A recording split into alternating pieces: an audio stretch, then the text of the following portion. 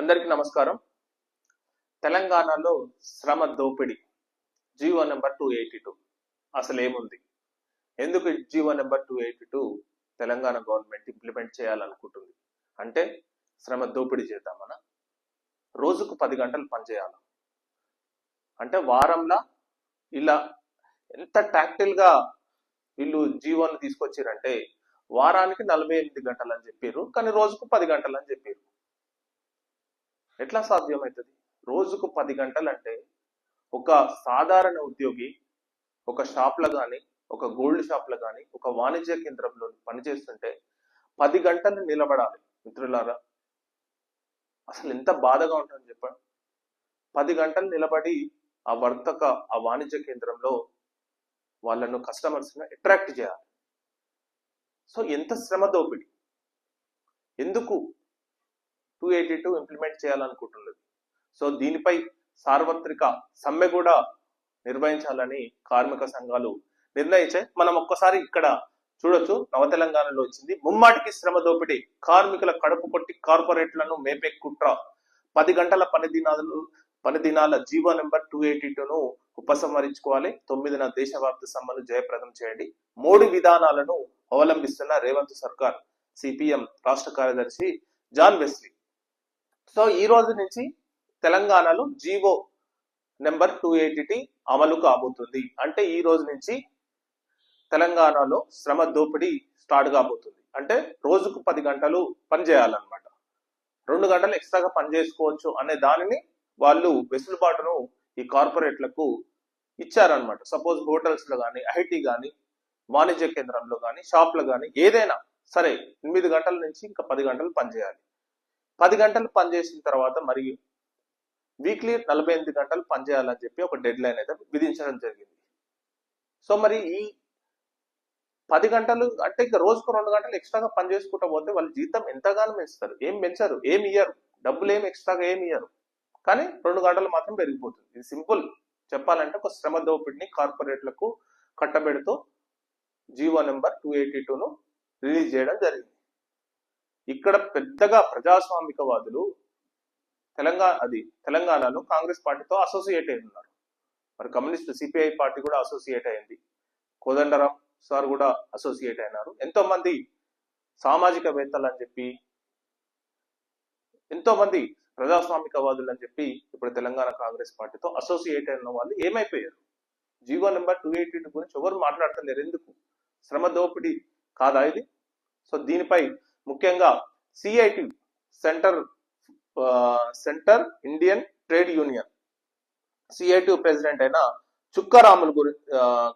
చుక్కారాములు అతన్ని కనుగొని ఈ జీవో గురించి ముఖ్యంగా అసలు ఈ జీవోను ఎలా అడ్డుకోవాలి, మరియు దేశవ్యాప్తంగా సమ్మె నిర్వహించబోతున్నారు, దాన్ని ఎలా జయప్రదం చేయాలి, మరియు లేబర్ కోడ్లను ఏ విధంగా దాన్ని నిరోధించాలి, సో ఈ కార్పొరేట్లకు ఎక్కువగా ఎకానమీ కలిగించే కుట్రను ఎలా ఛేదించాలని చెప్పి ముఖ్యంగా సిఐటియు ప్రెసిడెంట్ అయిన చుక్కారాముల్ని అడిగి తెలుసుకుందాం. మీరు కాల్ చేస్తున్న వ్యక్తి మరొక కాల్లో బిజీగా ఉన్నారు. దయచేసి వేచి ఉండండి, లేదా కొంత సమయం తర్వాత మళ్ళీ ప్రయత్నించండి. The person you're calling is busy on another call. You can wait or call again later. आप इस व्यक्ति से बात. ఇంకోటి, సిగాచి కార్మిక సంఘాల ఆందోళన. సిగాచి మృతుల కుటుంబాలకు 1 కోటి పరిహారం చెల్లించాలని డిమాండ్. పాల్గొన్న సిఐటియు, ఏఐటియుసి, ఐఎఫ్టియు, టిఆర్టియు,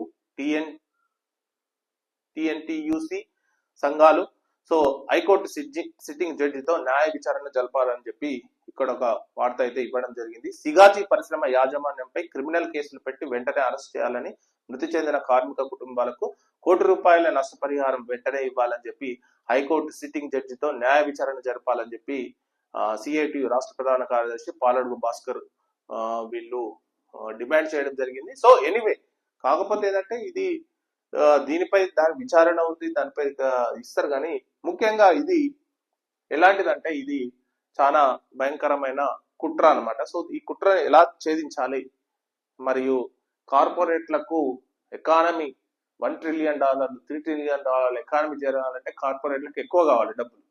సో వాళ్ళకు శ్రమ ఎక్కువ కావాలి, వాళ్ళు ఉత్పత్తి ఎక్కువ చేయాలంటే శ్రమ ఎక్కువ కావాలి. వాళ్ళు మాత్రం జీతాలు ఇవ్వరు, సేమ్ అదే జీతంతో శ్రమ ఎక్కువ చేయాలి. సో దాన్ని ఎలా అధిగమించాలో మరి ఇంకా తెలంగాణ ప్రజలకు చూడాలి.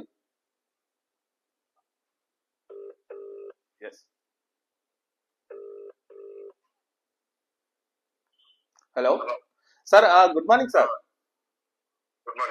సార్ ముఖ్యంగా సార్ తెలంగాణ రాష్ట్రంలో జీవో నెంబర్ 282 ఈ రోజు నుంచి స్టార్ట్ కాబోతుంది సార్. ముఖ్యంగా శ్రమ దోపిడీ, తెలంగాణ ప్రజల శ్రమ దోపిడీ అంటే రోజుకు 10 గంటలు పని చేయించుకోవచ్చు అంటే ఇది కార్పొరేట్లకు ఎంతో మేలు చేసే కుట్రగా దీన్ని అభివర్ణించవచ్చు సార్. ఫర్ ఎగ్జాంపుల్, ఒక వాణిజ్య కేంద్రంలో ఒక సాధారణ వ్యక్తి 10 గంటలు నిలబడి పనిచేయాలంటే అది ఎంతవరకు అది మానవ హక్కుల ఉల్లంఘన కూడా అవుతుందని నా అభిప్రాయం సార్.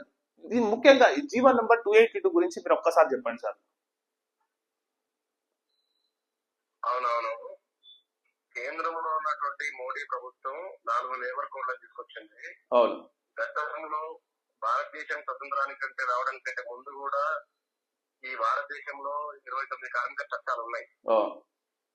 పార్లమెంట్ లో మందబలం ఉంది కదా అని చెప్పేసి, అధికారం ఉంది కదా అని చెప్పేసి అధికార దుర్వినియోగానికి పాల్పడేటువంటి బీజేపీ మోడీ సర్కార్ ఆ 29 కార్మిక చట్టాలను రద్దు చేసి 4 లేబర్ కోడ్లను తీసుకొచ్చింది. 4 లేబర్ కోడ్లలో ఇతర రాష్ట్రాలను అమలు చేయాలని చేసి కూడా బీజేపీ ప్రభుత్వం ఫోర్స్ చేస్తుంది.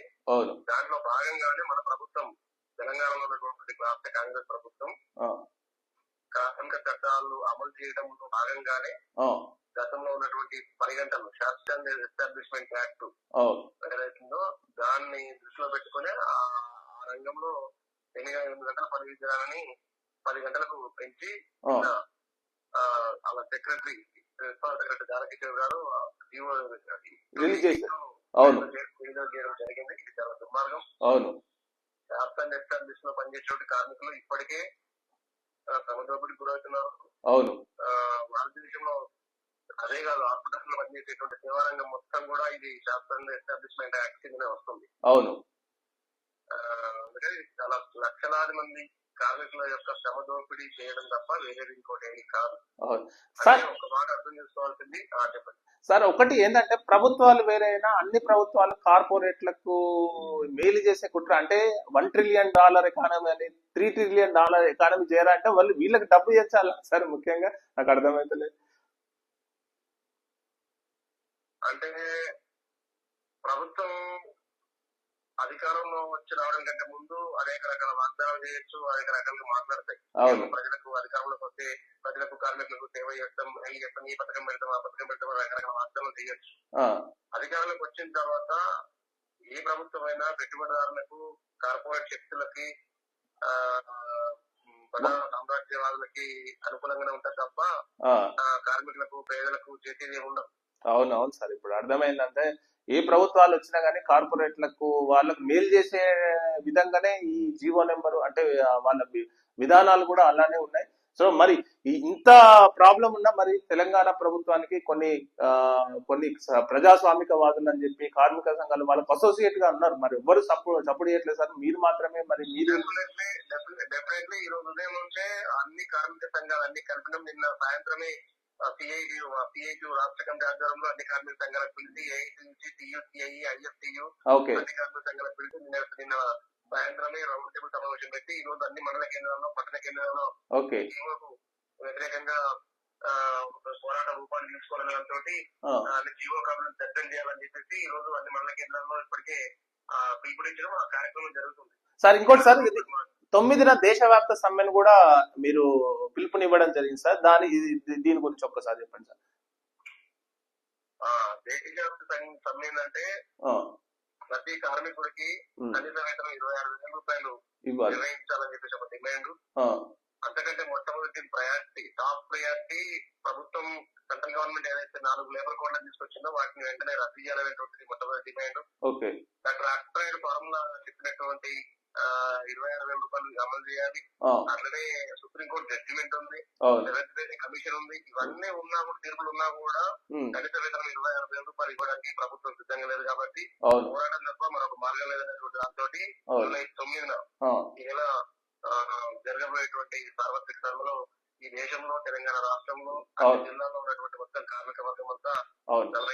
దేశంలో ఉన్నటువంటి 40 కోట్ల మంది కార్మిక వర్గం అంతా ఈ సమ్మెలో పాల్గొనబోతున్నారు. అవును. ఈ అవును సార్. సమ్మె విజయవంతమవుతుంది. అవును సార్. ఇప్పటికైనా ప్రభుత్వం కళ్ళు తెరవాలి. అవును. ఆల్రెడీ ఈ సమ్మెలో భాగస్వాములు అవుతున్నారు. అవును. ప్రభుత్వం ఇప్పటికైనా కళ్ళు తెచ్చి ఆ లేబర్ కోడ్లను రద్దు చేయాలనేటువంటిది మొట్టమొదటి డిమాండ్. అవును. రద్దు చేయలేకపోతే అవసరమైతే మొత్తం కంప్లీట్ గా 10 రోజులు 15 రోజులు ప్రభుత్వ యంత్రాంగాన్ని ఉత్పత్తి రంగాన్ని మొత్తం నింపేయకైనా ఈ జీవోను వెనకెక్కి కొట్టాలి అనేటువంటి దాంతో ఒక పోరాటం తీసుకున్నాం. దాంట్లో భాగంగానే జూలై 9 సమ్మె విజయవంతం కాబోతుంది అనేటువంటి ఒక ఆత్మవిశ్వాసంతో మేము ఆ రకంగా కార్మికుల్లో పనిచేస్తున్నాం. సార్ నిజంగా సార్ మీరు చేపట్టబోయే ఈ సమ్మె విజయవంతం కావాలని, ఎందుకంటే దుర్మార్గంగా తెలంగాణ ప్రజల శ్రమ దోపిడిని అనుకరించడం, ప్రభుత్వాలు దీనికి మద్దతు ఇవ్వడం అనేది చాలా ఒక దుర్మార్గమైన చర్య. దీనిపై పోరాటం చేస్తున్నందుకు మీకు మీ సమ్మె విజయవంతం కావాలని చెప్పి నేను మనస్ఫూర్తిగా కోరుకుంటున్నాను సార్. ముఖ్యంగా మరి మీకు ధన్యవాదాలు సార్. ఎందుకంటే కమ్యూనిస్టు పార్టీలు కార్మిక సంఘాల తరఫున పోరాటం చేసే ఒకే ఒక్క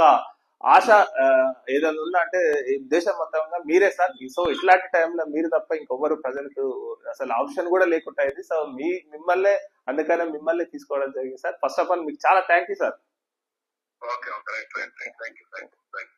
సో ఇదండి మేజర్ గా. సో మరి 10 గంటల పని దినాలు మరి లేబర్ కోడ్లు ఇవన్నీ శ్రమ చేస్తున్న వాళ్ళకే తెలుస్తుంది అది ఎంత వినాశకరం, ఎంత అగమ్య గోచరంగా, ఎంత ఆందోళనకరంగా ఉంటుందో శ్రమజీవులకు, అది చేసే వాళ్ళకే తెలుస్తుంది. సో కార్పొరేట్లకు ఏదైతే లబ్ధి చేకూర్చాలనే ఉద్దేశంతో ఈ జీవో నెంబర్ 282 కానీ లేబర్ కోడ్లు కానీ ఇది పూర్తిగా రద్దు చేయాలని చెప్పి దేశవ్యాప్త సమ్మె నిర్వహించబోతున్నారు. ఆ సమ్మె విజయవంతం కావాలని కోరుకుంటూ, so thank you very much.